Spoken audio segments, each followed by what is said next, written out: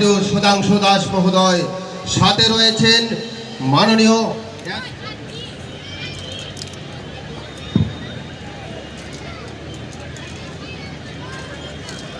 लहराते हुए भारतीय राष्ट्रीय तिरंगा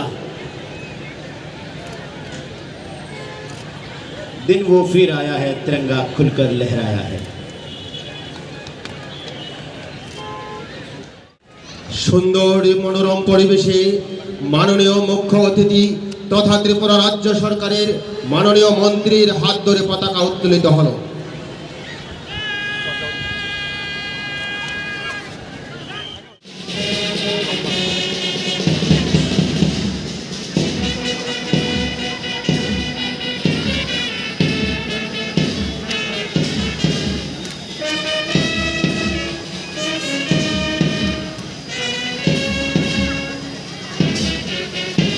मरेंगे तो इस देश के लिए, और मरने के बाद भी गंगा जल में बहते हुए हमारी हस्तियों को कोई कान लगा के सुनेगा तो एक ही आवाज आएगा, भारत माता की जय। एक ही आवाज आएगा, भारत माता की जय। এই মানসিকতা হৃদয়ে রেখে আমাদেরকে এগিয়ে যেতে হবে।